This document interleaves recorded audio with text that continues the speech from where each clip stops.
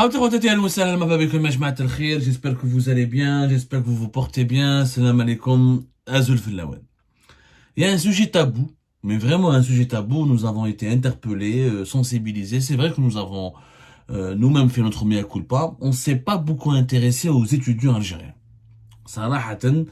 Et surtout au malaise qu'il y a en ce moment dans l'université algérienne. Nous avons remarqué ces derniers temps, Jma'a, que il y a une série de morts, je dis bien une série de morts, et de suicides et de décès dans des circonstances troublantes, voire terrifiantes, dans le corps ou là au sein de la communauté estudiantine. Il y a de plus en plus d'étudiants algériens qui meurent sur les campus. Des actes de suicide, des accidents, des décès survenus pour des raisons médicales, détresse psychologique, mauvaises conditions de vie. Les étudiants algériens souffrent énormément. Énormément. Il faut savoir que nous avons une communauté de plus de 1 600 000 étudiants. Depuis la rentrée universitaire 2023-2024, nous avons quand même 1 600 000 étudiants qui évoluent dans pas mal, à travers toutes les régions du pays, encadrés par près de 70 000 enseignants universitaires, ce qui n'est pas beaucoup. Et les étudiants algériens, on n'en parle pas assez. C'est les premières victimes des problèmes de sous-développement du pays. Que ce soit le chômage, que ce soit la malvie, que ce soit la cherté de l'inflation, que ce soit l'accès à la nourriture, que ce soit l'accès au matériel pédagogique, la mauvaise qualité des études, les mauvaises qualités de la formation, le mauvais encadrement. Les étudiants algériens Jma'a sont exceptionnellement sacrifiés quelquefois sur l'autel des promesses des dirigeants algériens. L'une des catégories les plus fragiles dans notre pays, c'est les étudiants. Ils sont exposés à tous les dangers. Quand il y a des crises d'inflation, quand il y a des crises de chômage, quand il y a des crises de mauvaise formation, ou quand il y a des crises politiques, quand il y a des crises économiques, on trouve toujours les étudiants parmi les premières victimes. Sauf que entre 2023 et depuis 2022, il y a une série de morts. Je dis bien une série de morts. Par exemple, récemment, une jeune étudiante à la résidence universitaire à Tiret, la résidence universitaire Carmen 3, elle s'est suicidée. Et dans des conditions inconnues, comme le suicide en Algérie, c'est déjà très tabou. Et le suicide des étudiants est encore plus tabou, parce que c'est des jeunes. Voilà, on n'arrive pas à comprendre comment quelqu'un à la fleur de l'âge, 25 ans, 23 ans, 22 ans, 19 ans, 21 ans, quand on se donne la mort à cet âge-là, c'est qu'on souffre d'une détresse psychologique terrible qui peut s'expliquer par des problèmes familiaux, par des problèmes sociaux, par des problèmes de sens, qui peut s'expliquer par énormément de choses. Auparavant, une semaine auparavant ce suicide, juste quelques jours avant le suicide de cette jeune étudiante à la résidence universitaire de Carmen 3 à Tiret, il y avait un autre étudiant qui s'est suicidé à la résidence Saïd Hamdine à Alger. Et ça s'est passé vraiment, entre les deux cas, une semaine, 10 jours, pas plus. C'était en 2023. Ça n'a pas suscité un débat en Algérie. Les médias n'en ont pas beaucoup parlé. Or, de plus en plus d'étudiants tirent la sonnette d'alarme. De plus en plus d'enseignants à qui nous avons parlé tirent la sonnette d'alarme. Ils ont constaté un mal-être, une santé mentale très fragile, une détresse qui s'explique d'abord et surtout par les mauvaises conditions de vie, par par l'incertitude par rapport à l'avenir.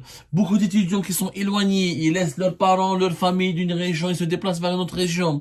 Ils sont mal hébergés, ils sont mal nourris, ils font pas les filiales qu'ils veulent, ils découvrent que l'université est beaucoup plus compliquée, que le rêve de réussir d'avoir un diplôme universitaire de qualité, finalement c'est plus un cauchemar parce que problème d'encadrement, problème d'accès aux livres, problème d'accès à certaines filiales qui met médecine, qui met ingénieur dans les sciences de technologie, en informatique, ça exige des moyens.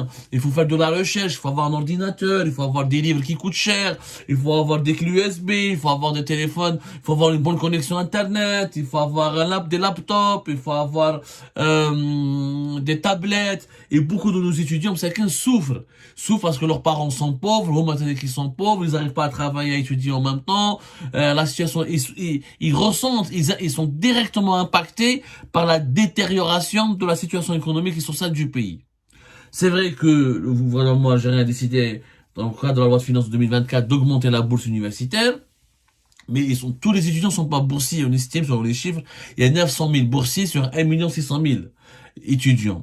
Et cette bourse, 4 000 dinars, ou même 5 000 dinars, ça ne suffit pas. Quand on mange mal dans le restaurant universitaire, quand on est mal logé, voilà. On نشوفوا كيفاش la cherté de la vie en Algérie, on نشوفوا les poussées inflationnistes, on نشوفوا les dégâts du chômage. Avant, il y a des étudiants qui pouvaient s'en sortir en travaillant à gauche à droite. Ce n'est plus le cas. Même pour trouver du travail, c'est hyper compliqué. Malheureusement, nous avons constaté qu'il y a une série de morts et de décès d'étudiants algériens entre 2022 et 2023. Et cette série terrifiante, c'est une chronologie funèbre que nous allons dresser ensemble, elle correspond parfaitement, malheureusement, à l'affaiblissement du pouvoir d'achat, à la progression de la pauvreté, au renforcement de la précarité, à l'appauvrissement tout court de la société algérienne. Il y a une relation directe. Là, j'invite la communauté universitaire à faire un débat. Il faut une cellule d'écoute, de suivi psychologique. Il faut des associations qui aident les étudiants. Surtout les étudiants qui sont originaires des wilayas de l'intérieur du pays, le sud, ou les wilayas des hauts plateaux pour étudier dans les wilayas du nord. Ils sont coupés de leur famille. Souvent, leurs familles sont pauvres. Elles n'arrivent pas à leur envoyer de l'argent. C'est très compliqué de rentrer. Il y a le ramadan qui arrive, c'est vrai qu'il y a des efforts dans certaines résidences universitaires, dans certaines universités, quand elles sont encadrées par des gérants, au niveau de l'office des offres universitaires, quand il y a des gérants et des responsables consciencieux, ou patriotiques, ou rigoureux, certaines conditions de vie de certains étudiants s'améliorent. Mais à force est de constater que dans la majorité des cas, c'est très précaire, il y a la malnutrition, il y a les intoxications alimentaires collectives, il y a les conditions de travail qui sont difficiles, il y a la précarité sociale, il y a souvent des étudiants choisissent des cursus qui sont pas adaptés à leur profil. Nous avons un gros problème avec l'école algérienne. Tous les études sont en arabe. Quand ils arrivent à l'université, il faut étudier en français ou en anglais pour certains modules techniques de médecine, de sciences, de biologie, de chimie. Les diplômes les plus prestigieux, les formations les plus qui permettent d'avoir les formations diplômantes, qui permettent d'avoir des débouchés professionnels intéressantes, elles ne sont pas enseignées forcément en arabe. Il y a le décalage linguistique, il y a le décalage académique, il y a une remise en cause. Ensuite, il y a le sentiment de doute. Après, c'est l'angoisse, et après l'angoisse, c'est la détresse psychologique. شوفوا cela au sein de l'université algérienne ces 2 dernières années. Alors, au niveau de l'école supérieure de la Rouat, il y a une étudiante qui a été renversée par un camion au sein de l'université. Elle est morte sur le coup. Comment ça se fait que je viens à l'université pour étudier, je me retrouve renversé par un camion à l'intérieur de l'université? Extrêmement grave. Négligence, mauvaise gestion de l'université, pour foncer sur les étudiants. Une catastrophe. Le 10 mai 2023, il y avait un décès d'un étudiant 3e année universitaire après une chute de son balcon de la chambre universitaire. Tahmel balcon.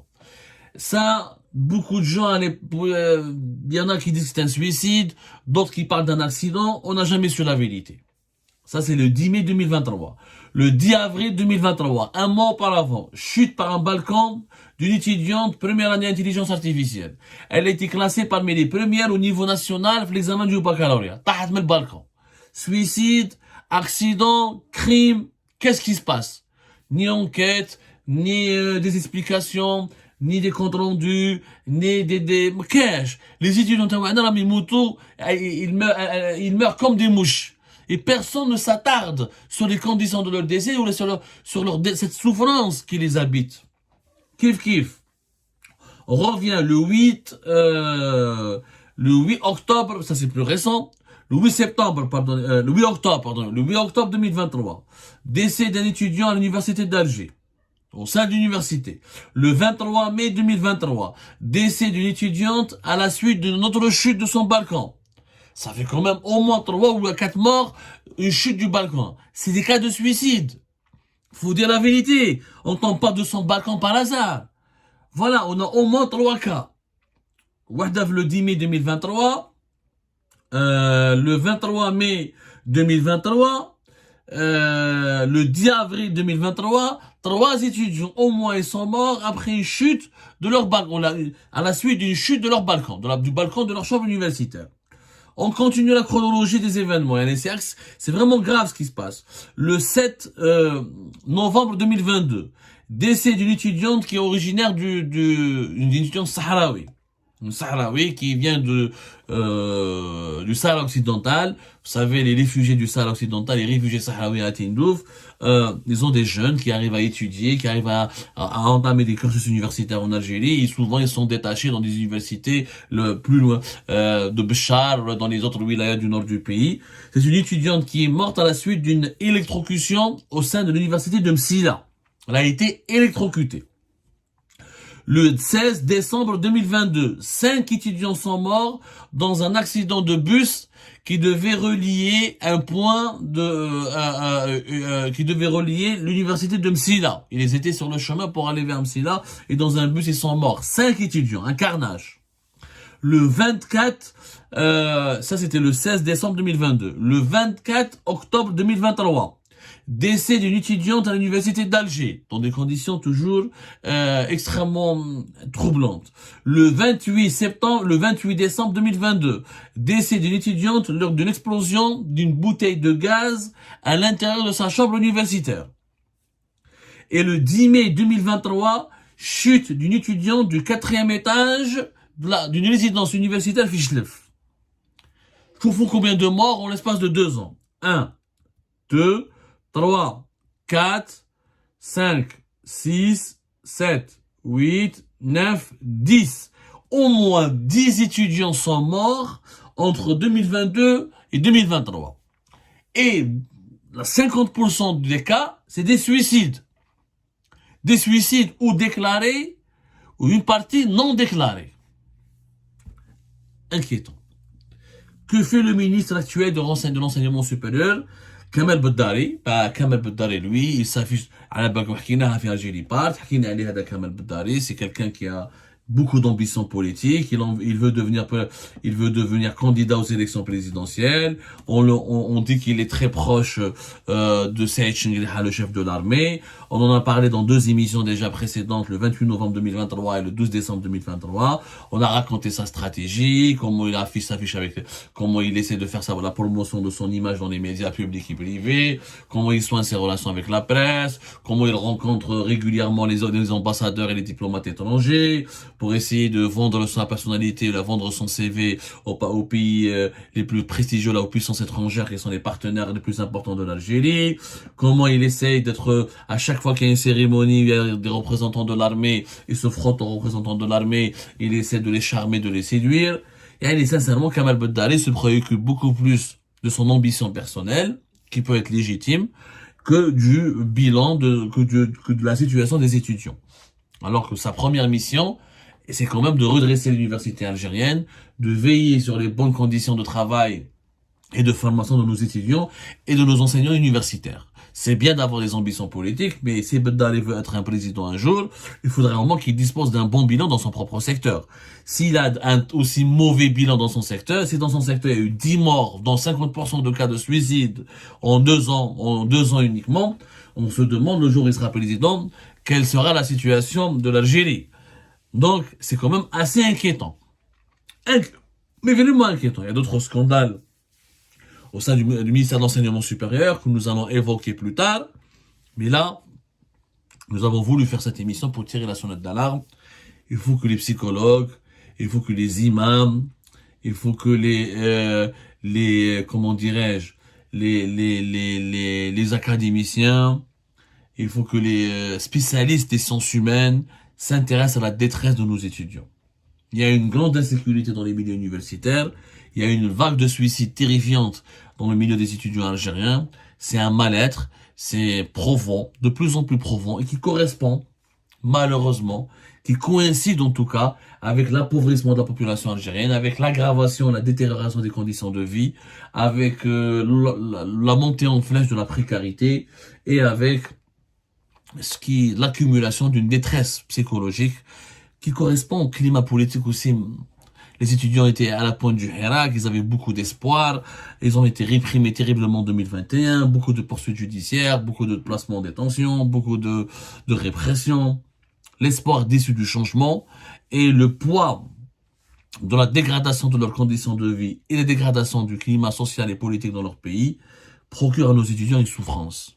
Une souffrance qui malheureusement pour certains d'entre eux à commettre l'irréparable. Que Dieu préserve nos étudiantes et nos étudiants et que Dieu veille sur la communauté algérienne, cette communauté universitaire qui est franchement la première richesse du pays, qui est une richesse que nous dilapidons à cause de nos négligences, des négligences des dirigeants et de leur égoïsme.